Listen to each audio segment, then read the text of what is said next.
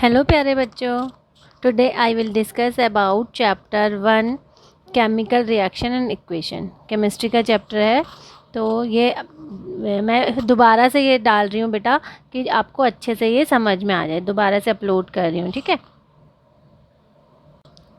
बेटा।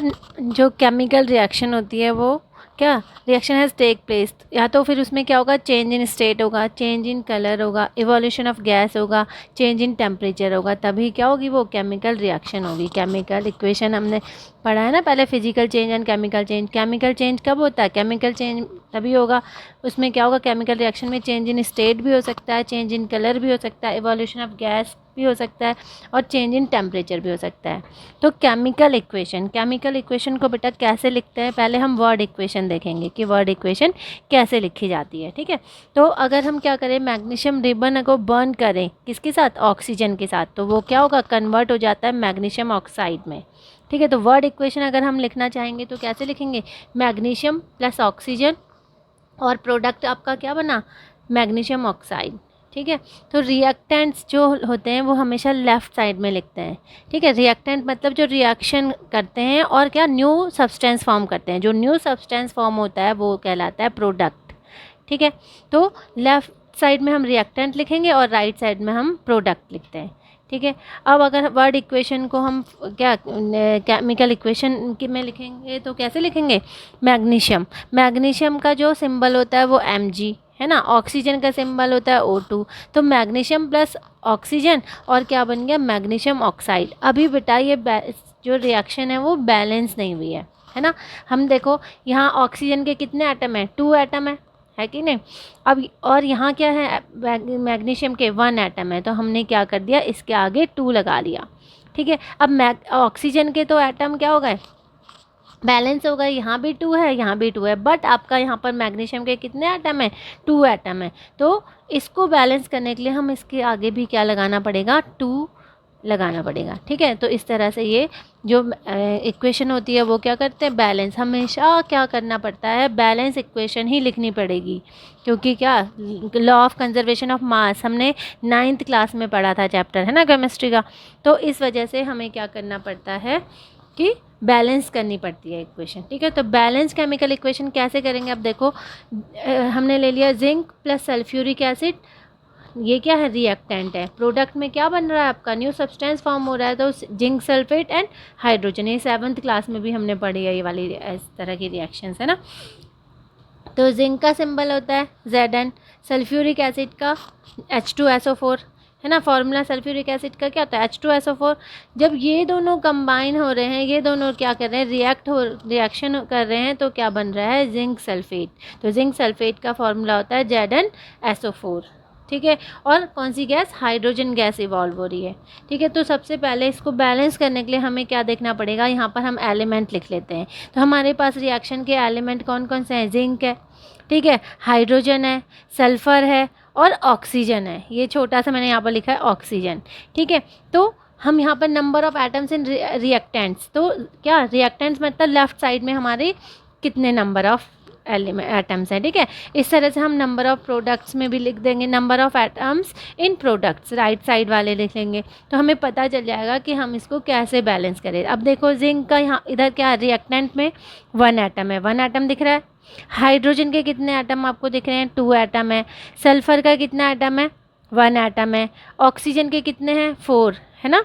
इसी तरह से हम प्रोडक्ट में देखेंगे, जिंक के कितने हैं, 1, हाइड्रोजन के कितने हैं, 2, सल्फ़र के कितना है, 1 और ऑक्सीजन के कितने, 4 है ना। तो क्या है, यहाँ पर जिंक रिएक्टेंट में भी 1 है और प्रोडक्ट में भी 1 है, और हाइड्रोजन का रिएक्टेंट में भी 2 है और इधर भी 2 है।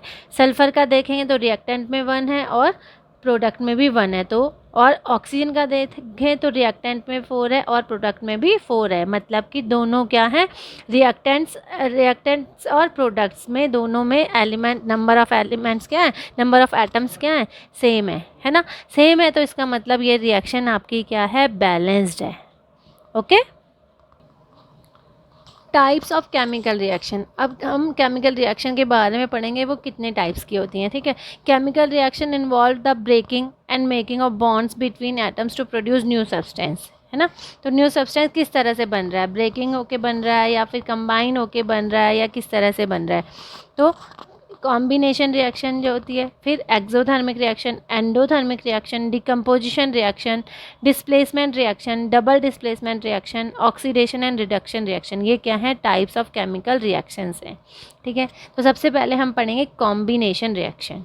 तो कॉम्बिनेशन का मतलब होता है कंबाइन होना। ठीक है, जब दो रिएक्टेंट क्या होंगे, कंबाइन होंगे, मतलब कि दो रिएक्टेंट कंबाइन होकर सिंगल प्रोडक्ट बनाएगा, तब हम उसको क्या कहेंगे, कॉम्बिनेशन रिएक्शन। यहाँ इसके रिएक्शन के नाम से ही आपको पता चल रहा है कंबाइन होना। ठीक है, कॉम्बिनेशन रिएक्शन का बेटा एग्जाम्पल क्या है, कैल्शियम ऑक्साइड को अगर क्या करोगे, वाटर के साथ रिएक्ट करोगे तो वो क्या होगा, रिएक्ट विग्रेसली। ठीक है, और क्या बनाता है वो, स्लेक लाइम बनाता है। ठीक है, तो मतलब कि क्विक लाइम और वाटर मिलके दो रिएक्टेंट है, कंबाइन होके क्या कर रहे हैं, सिंगल प्रोडक्ट बना रहे हैं, कैल्शियम हाइड्रोक्साइड बना रहे हैं ना।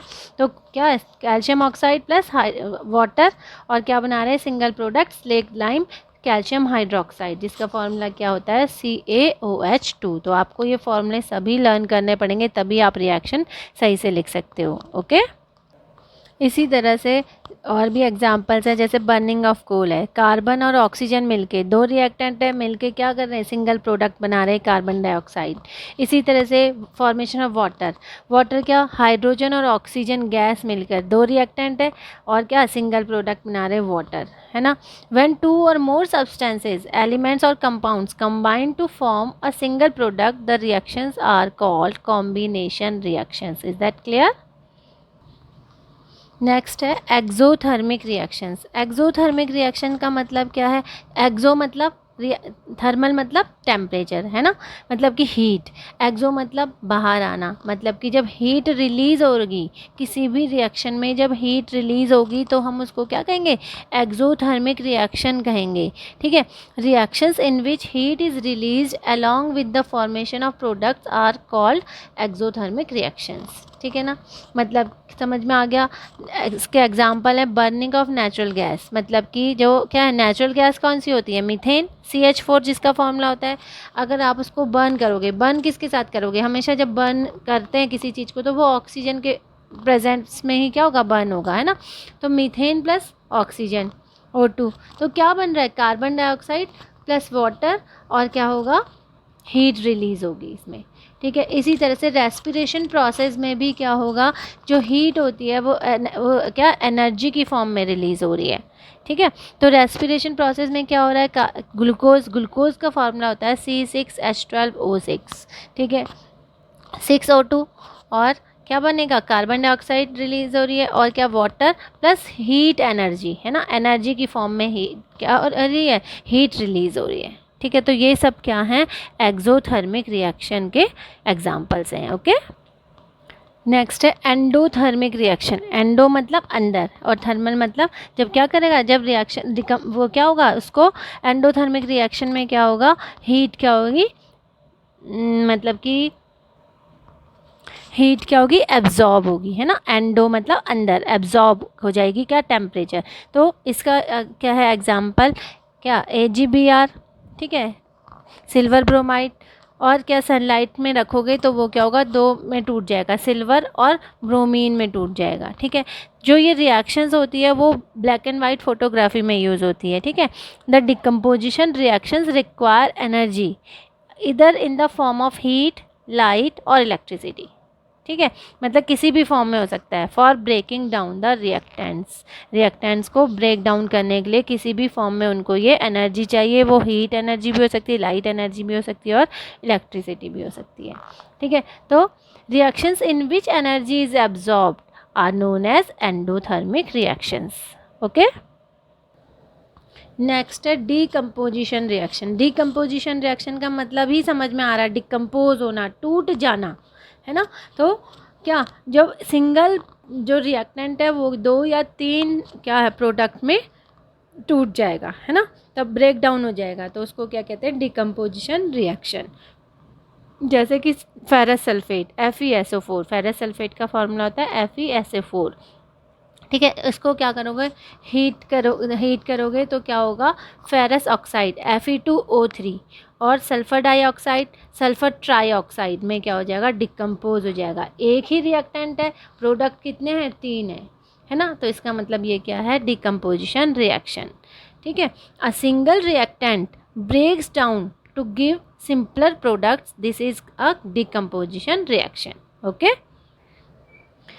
एग्जाम्पल है, when a decomposition reaction is carried out by heating it is called thermal decomposition. अगर हीट के कारण अगर डिकम्पोज हो रहा है तो उसको क्या कहते हैं, थर्मल डिकम्पोजिशन कहते हैं। जैसे कि कैल्शियम कार्बोनेट लाइमस्टोन, ठीक है, CaCO3 हीट से क्या हुआ, डिकम्पोज हो गया। क्विक लाइम और क्या बना, ऑक्सीजन CaO, ठीक है, कैल्शियम ऑक्साइड और कार्बन डाइऑक्साइड में डिकम्पोज हो गया। ओके, नेक्स्ट एग्जाम्पल है डिकम्पोजिशन रिएक्शन का, लेड नाइट्रेट का फॉर्मूला होता है PbNO3 2। ओके, तो ये क्या हुआ, इसको आपने हीट किया तो क्या हुआ, lead oxide PbO, nitrogen oxide NO2 और ऑक्सीजन में क्या हो गया, डिकम्पोज हो गया। ठीक है, नेक्स्ट है जैसे AgCl, जैसे हमने AgBr वाली रिएक्शन पढ़ी थी उसी तरह से AgCl, सिल्वर क्लोराइड को आपने सनलाइट में रखा तो वो क्या हो गया, सिल्वर और क्लोरीन में डिकम्पोज हो गया। ठीक है, white silver chloride turns grey in sunlight, this is due to the decomposition of silver chloride into silver and chlorine by light. Okay, इसी तरह से सिल्वर ब्रोमाइड का भी होता है। सिल्वर ब्रोमाइड जो होता है वो अगर उसको सनलाइट में रखोगे तो सिल्वर और ब्रोमीन में क्या हो जाएगा, वो डिकम्पोज हो जाता है। ठीक है, तो इसको क्या कहते हैं, सनलाइट की वजह से हो रहा है तो उसको कहते हैं फोटो डिकम्पोजिशन रिएक्शन। ठीक है, समझ में आया? Yes ma'am. मज़ा आया? Yes ma'am. मज़ा आएगा तो बच्चा अच्छे मार्क्स लाएगा। ओके, मज़ा आएगा तो बच्चा अच्छे मार्क्स लाएगा। Very good. तो बेटा आपको अगर वीडियो अच्छी लगी तो लाइक करना, सब्सक्राइब करना और शेयर भी कर सकते हो। Okay, bye bye students.